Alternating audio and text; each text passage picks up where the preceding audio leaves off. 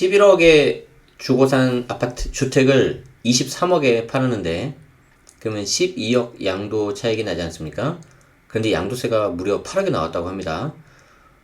도대체 어떤 사연인지 한번 보도록 할 텐데 결국에는 결론부터 말씀드리자면은 주택수를 잘못 산정해서 이런 결과가 벌어진 거거든요. 굉장히 조심하셔야 됩니다. 특히 21년 6월이 이제 넘었습니다. 6월이 넘으면은 조정대상 지역 양도세 중과 같은 경우에 최고세율 75% 그리고 지방소득세 붙으면 82.5까지 갑니다. 자, 어떤 사례인지 보겠습니다. 자, 오늘 기사는 한국경제에서 가져왔고요. 2021년 6월 6일자 기사입니다. 자, 광고 없애고 보겠습니다. 자, 모르면 낭패, 다가구 주택 절세. 자, 다가구 주택 진짜 조심하셔야 되고요. 옥탑방 올렸다가 졸지에 1주택이 아니라 10주택, 10개 주택자가 됐다. 다가구는 1주택자 간주, 다세대는 다주택자로 보는데, 자, 요 부분에 대해서 제가 좀 설명드리려고 하고 있고요. 저도 최근까지 잘 몰랐었는데, 저희 명사초청 특강에 나오셨던 여러분들 기억하시죠? 3월달에 나오셨던 최영규 세무사님께서 그때 이에 대한 내용을 이미 해주셨어요. 그래서 저도 그때 배웠고, 우리 그 방송 들으신 분들도 배우셨고, 아마 샘플 영상 보신 분들도 일부분 조금 아셨을 거라고 제가 생각을 합니다. 그래서 다시 한번 짚어보도록 하겠습니다. 굉장히 조심하셔야 됩니다. 서울 서초구에서 다가구 주택을 매입해서 임대사업을 하던 A씨는 해당 주택에서 5년간 거주하며 9개 주택을 임대해왔다. 그러니까 5년간 실제 거주를 하면서 나머지는 임대를 하신 거죠. 자녀 결혼 자금을 위해서 최근 해당 주택을 매도한 A씨는 9,974만원, 1억 정도의 양도세를 신고한 거죠. 2011년 11억 원에 산 주택을 23억 원에 파는 데 따른 것인데, 하지만 관할 세무서에서는 실제 양도세가 7억 9,300, 즉 8억이다. 그래서 7억에 가까운 세금을 추가로 청구한 것은 물론 과거 신고일가의 차액에 대한 추징금도 부과했다. 문제는 5년 전에 다가구 주택에서 옥상에 올린 옥탑방이 문제라는 거다. 세무서 담당자는 옥탑방 때문에 다가구 주택에서 다세대 주택으로 주택 형태가 바뀌어서 세금 부과 기준이 달라졌다고 말을 한 거죠. 자, 이거 좀 어떤 건지 설명 들어볼게요. 자, 보시면 사례 그 경우 A씨죠. 지금 여기 보시면 2011년에 11억 원에 주택을 매수를 했고요. 이걸 이제 최근에 팔았는데 연도는 안 나왔네요. 2020년이라고 할까요? 요걸 이제 23억에 판 거죠.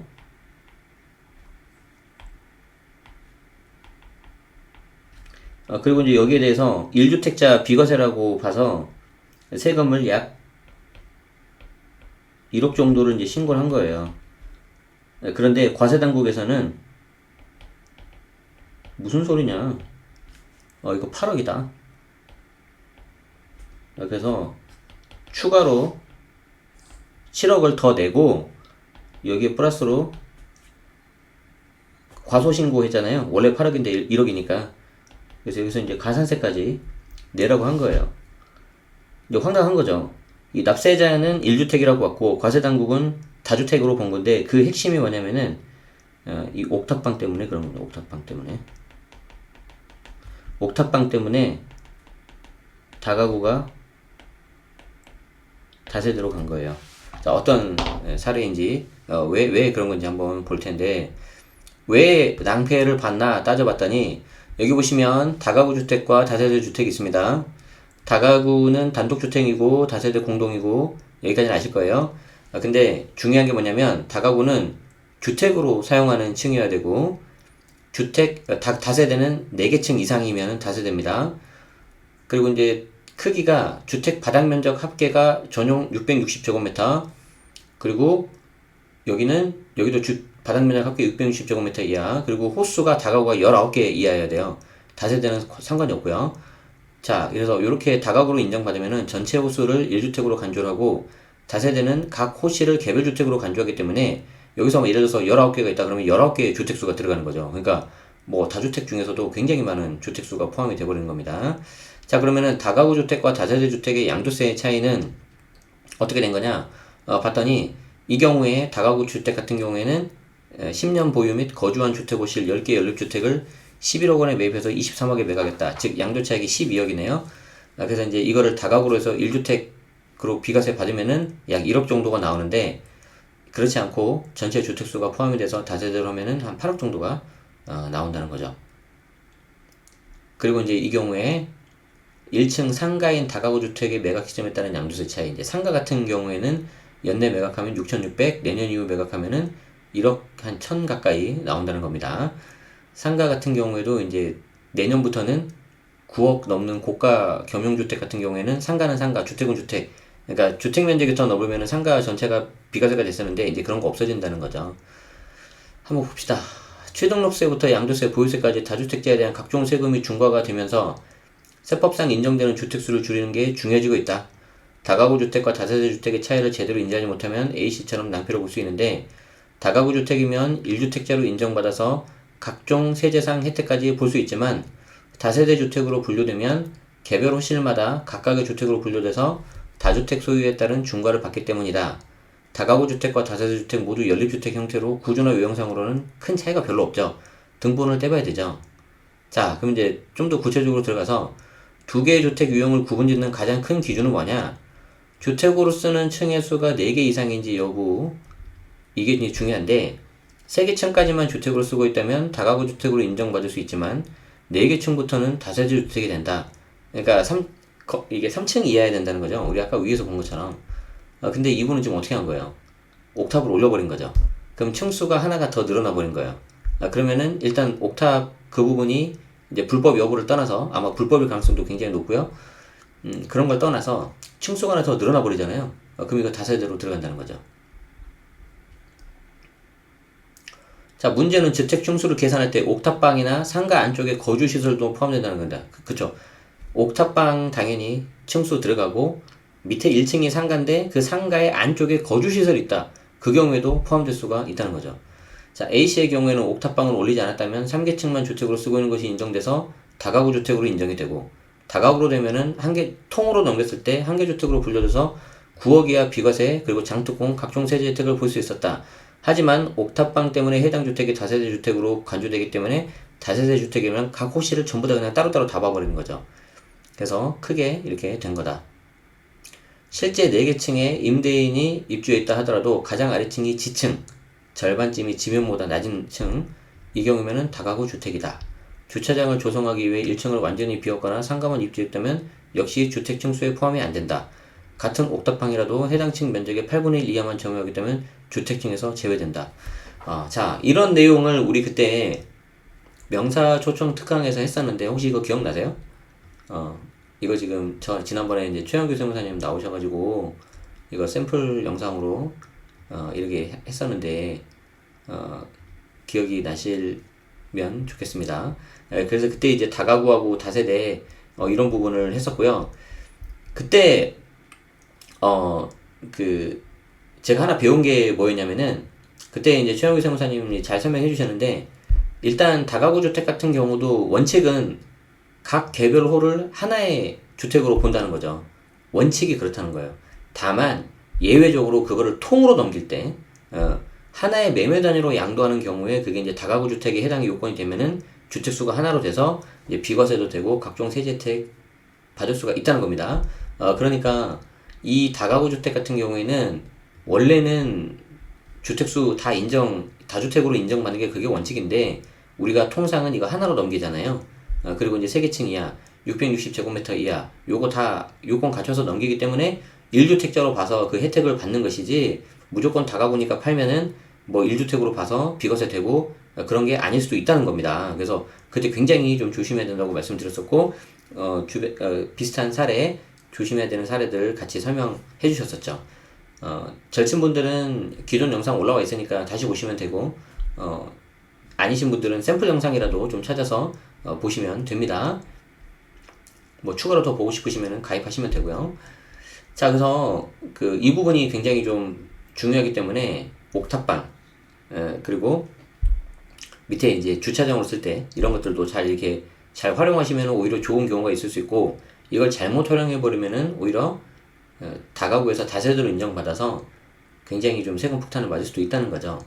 그리고 그때 이제 조금 더 제가 보충 설명 드리자면은, 그때 이제 그 명사초청 특강에서도 설명 들으신 것처럼 과세 당국이 이런 것들을 기본적인 로드뷰라든가 항공사진이라든가 이런 걸 통해서 기본적으로 다 보고 있고, 이런 부분에 있어서 굉장히 좀 우리가 IT가 많이 발달했기 때문에 조심해야 된다. 그런 것들 기억이 납니다. 제 기억에도. 자, 보유세도 조심해야 된다. 주택 양도세는 매도자의 신고를 바탕으로 관할 세무서에서 검증을 하는데, 이게 이제 좀 어려운 말로 신고 납부 제도라고 해요. 그러니까 여러분들이 좀 약간 이렇게 생각할 수도 있어요. 아니, 어차피 세무서에서 검증을 하면 세무서에서 다 이렇게 좀 고지서를 내주고 그러면 좋을 텐데 왜 납세자가 먼저 신고를 하고 이거 틀리면은 과세하고 하냐. 제가 이런 질문을 제 그 친구 세무 공무원한테 한번 한 적이 있어요. 네, 그랬더니 그 친구가 뭐라 그러냐면은, 일반 납세자들의 그 성실 신고를 유도하기 위해서 그런 거 아니겠냐, 그렇게 하던데, 뭐 그때는 제가 좀 이해가 안 되는데 지금은 좀 이해가 되고요.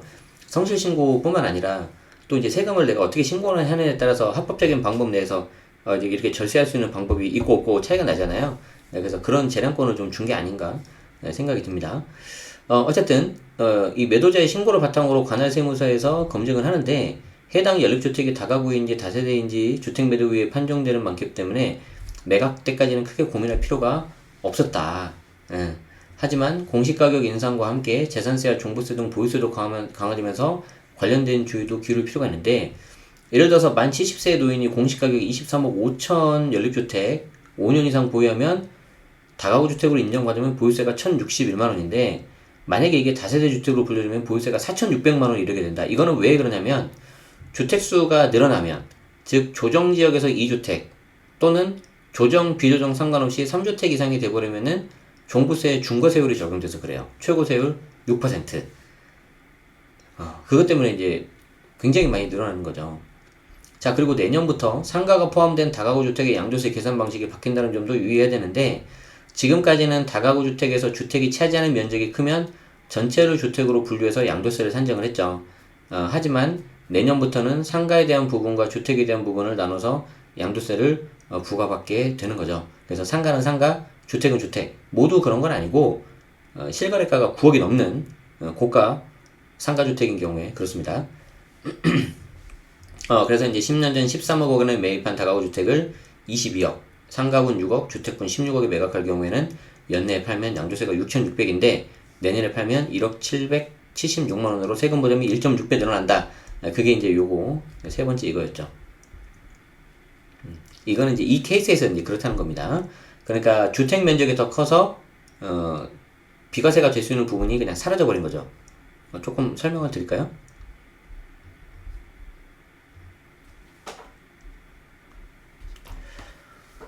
자, 이것 때문에 이제 올해 아마 경영주택이 좀 일부 매물이 좀 나올 수도 있어요. 예를 들어서, 이게 이제 겸용주택이라고 가정을 해봅시다. 자, 그럼 겸용주택을 계산하는 방법은 이 면적을 따져봐야 되는데요. 이 면적이 주택이 더 크다, 상가보다. 그럼 이건 전체를 주택으로 봐요. 그리고 만약에 주택이 상가보다 작거나 같다. 그럼 이거는 주택은 주택, 상가는 상가, 따로따로 각각 이렇게 봅니다. 그러니까 주택 부분은 비과세가 된다 하더라도 상가는 비과세가 안 되겠죠. 그런데 이게 22년이 되면은 이 면적 상관없이 그냥 주택은 주택, 상가는 상가 이렇게 되는 거예요. 물론 거래 금액이 9억이 넘는 거, 9억 이하는 그전처럼 하고. 자, 그래서 이제 요 부분에 있어서 내가 상가 부분까지 주택 면적이 넓어서 비과세를 받을 수 있었는데 앞으로는 그게 못 한다는 거죠. 그렇죠?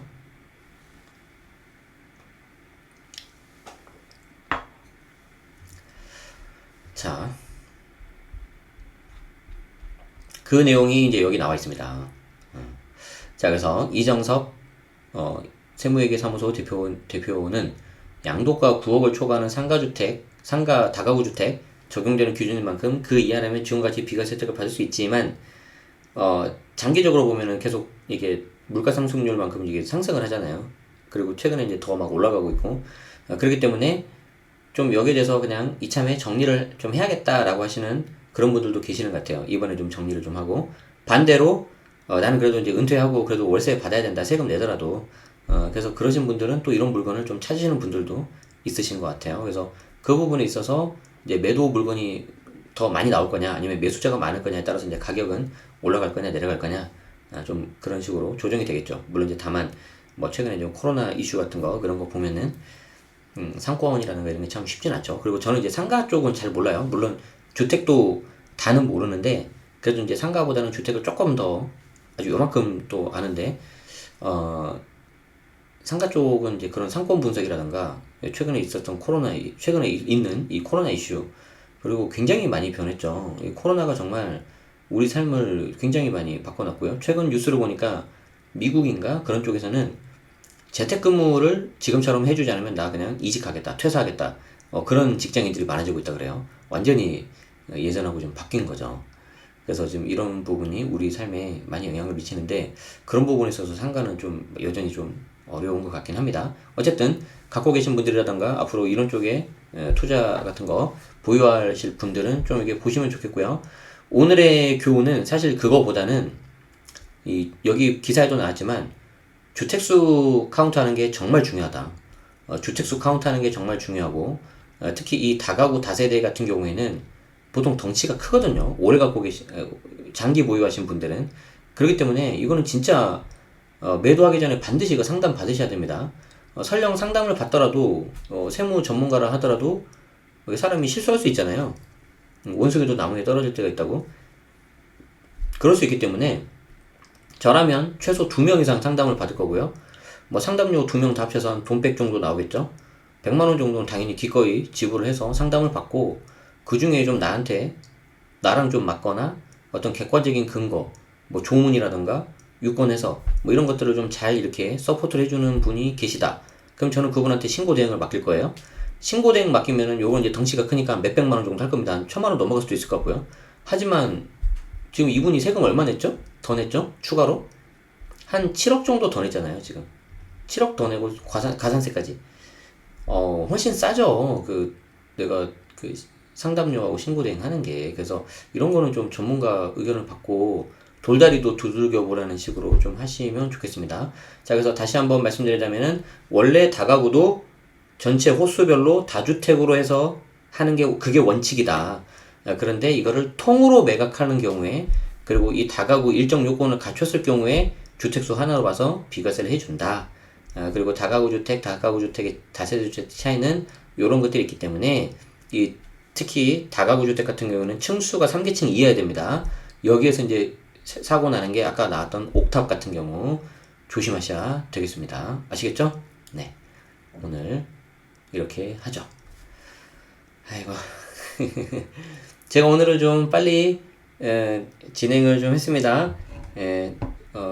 그래도 안 하는 것보다는 뭐 또 올 한 주 시작했는데 여러분들 인사도 좀 드리고 이렇게 하는 게 좋을 것 같아서 했고요. 아마 이 기사 보시고 많이들 놀라셨을 거고 이게 도대체 뭘까 하고 하시는 분들이 계실 텐데 우리 이미 3월달에 명사초청 특강에서도 한번 저희가 주의를 드리긴 했었거든요.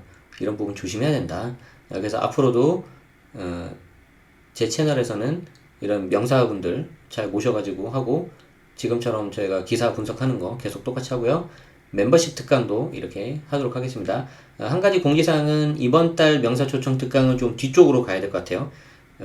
최한규 세무사님 와주시기로 했는데 일정이 마지막 주만 된다고 하셔서 마지막 주에 하도록 하고요. 그 전에 제가 이제 멤버십 특강을 하도록 하겠습니다. 아마 지금 예상 시간은 6월 25일 6.25네요. 6월 25일 밤에 이제 멤버십 특강을 하고 그리고 그 다음 주 28, 29, 30 중에 명사초청 특강을 할 예정입니다. 그리고 6월 중에 제가 기존에 있었던 멤버십 특강까지 한번 한시적으로 열어드리는 이벤트를 가지려고 하니까 우리 절친 분들은 복습 열심히 하시고, 이번 기회에 좀 싼 값에 내가 6개월치 다 듣겠다 하시는 분들은 뭐 이번에 한 달만 가입하시고 빠지셔도 됩니다. 그렇게 하시는 것도 해보도록 하겠습니다. 네. 네. 아무튼 이제 좀 속상하신 이야기들이 이제 좀 많이 있으신 것 같은데, 제가 이제 이왕이면은 좀 하나씩 저도 좀 읽어드리면서 공감도 좀 때론 하고 제가 아는 거 좀 도와드리고 그러면 좋겠는데, 제가 오늘 좀 짧게 여기서 마치는 거 양해 말씀드리겠습니다. 절친분들은 댓글로 좀 남겨주시면은 감사하겠습니다. 네, 날이 조금 흐리고요. 구름이 끼어 있는 것 같은데 일부 지역은 소나기가 오는 것 같은데, 여러분들 그래도 남은 하루 즐겁게 보내시고 오늘도 행복하시기 바랍니다. 아시겠죠? 네, 늘 함께 해주셔서 고맙습니다. 여기서 마치겠습니다. 빠이빠이.